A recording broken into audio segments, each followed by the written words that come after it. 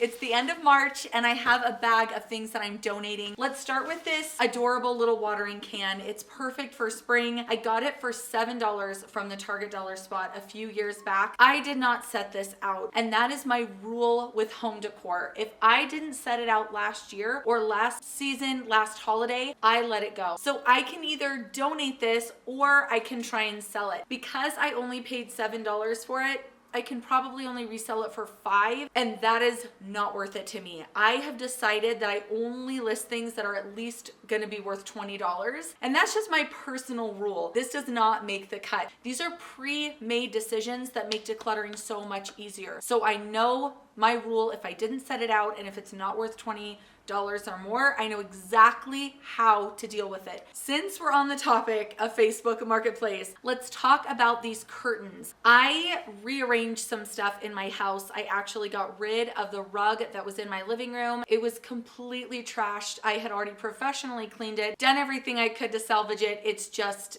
done. I put the rug from upstairs in the living room. They clashed with my curtains majorly. I found these white and gray ones on mega clearance at IKEA. I did not realize how incredibly sheer they were, and it just washed out that dining room so bad. I just went back to IKEA and got these blue ones. They were a little bit more expensive, but they work so much better in the space, so they were worth it. I had already gotten rid of the packaging, so I listed these on Marketplace for $20. It's been 3 weeks and they have not sold. It doesn't matter that I could easily store them. My rule is 2 to 3 weeks on Marketplace, a pre-made decision. So I know that these haven't sold in 3 weeks.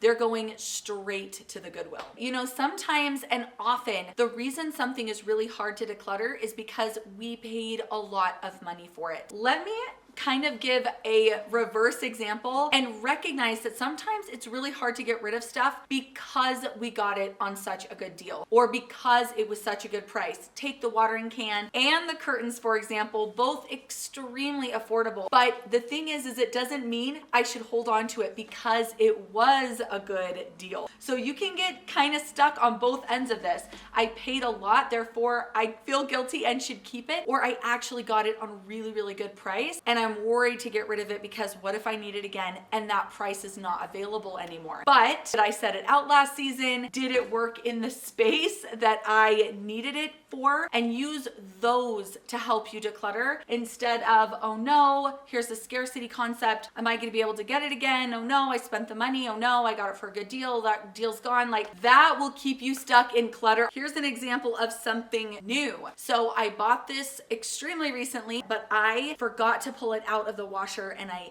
accidentally tossed it in the dryer. This thing shrunk so much. It is now not a crop top, but it's too short for my taste. I thought, okay, well, I could just keep it for filming, but I don't keep stuff that only has one purpose. And that's another rule that I've put in place. I'm not gonna keep this only for filming. If it's not something I'm gonna be comfortable wearing out, it only has just that one function and it's not practical. It's okay to keep things with just one function, absolutely. But in this case, it's so impractical that I'm gonna say goodbye to the $17 or $18. I'm not even gonna list this on Marketplace. Here is kind of a tough one. My mom bought this for us and it's just a cute puzzle. We attempted this together and it is so much harder than we have the patience for. But we felt frustrated doing it. So rather than keeping it around because it was a gift and I feel bad getting rid of it and maybe we'll try it again, I know we're not. I know we're not gonna try this puzzle again because we got frustrated.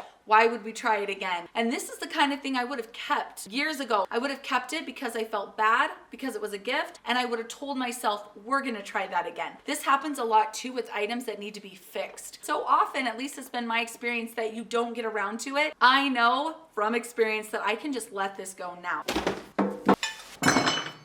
Oh, here's something that was shoved in the back of my cabinet in the kitchen, and it's another gift, and it's a candle warmer. I got this a few years ago and I think I only used it one time. It's very pretty. It is absolutely perfect. There's nothing wrong with it. It works great, but I never pull it out. And it doesn't matter what my intentions are. This is another thing that can really, really hang us up, is thinking, I want to use it, therefore I'm going to keep it. That's not good enough. I feel like you have to say, do I use it? Because we can want to use a lot of things, but if the reality is that we don't use the item, it doesn't matter. If it was a gift, if you paid a lot of money, if it was a good deal, these are all the things that have held me up in the past. It's okay. Set all of that aside and just ask a very simple question. Do I use this item? Here's a category that I don't think I have ever talked about on my channel, and it's stuff that you've invested in besides money. My husband made this. It was for a church activity. He put a lot of time into this. So you could keep this thinking, I worked really hard on that. And so you can look at something like this and say, I don't want to get rid of that because I've invested in it. And it can be really tempting to let this clutter up your house. The other thing that you can think is, it doesn't take up much space.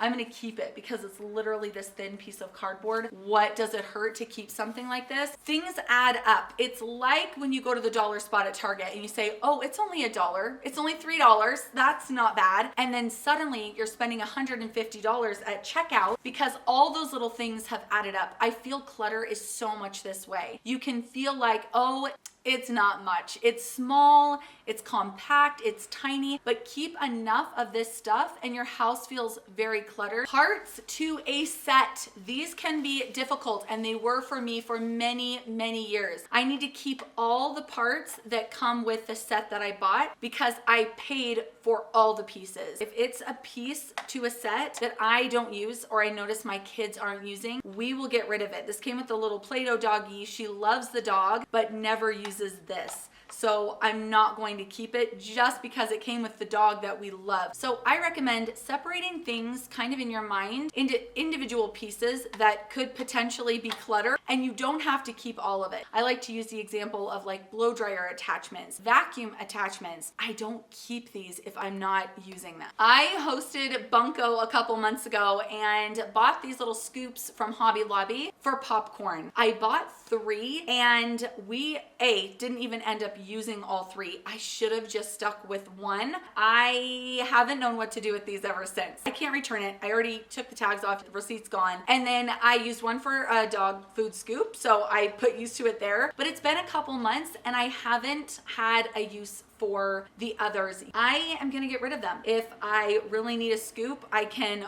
wash and sanitize the one that we've used for the dog food, or is that too gross? Let me know in a comment. I can feel bad thinking I just bought these. I'm not gonna sell this on Marketplace for $20, so I already know, Kate, not going on Marketplace, and I don't use it. It's been 2 months and I have not used it. For me, that's good enough. I can let this go guilt-free. And I think so much of decluttering is about coming to terms with guilt-free purging and just letting yourself let things go without feeling badly. So pre-made decisions are going to help me here. And then if I actually did end up needing a scoop, could I get one again? I'm sure I can get a scoop either at Hobby Lobby or online if I ever needed one again, but chances are I probably won't, and I am keeping 1.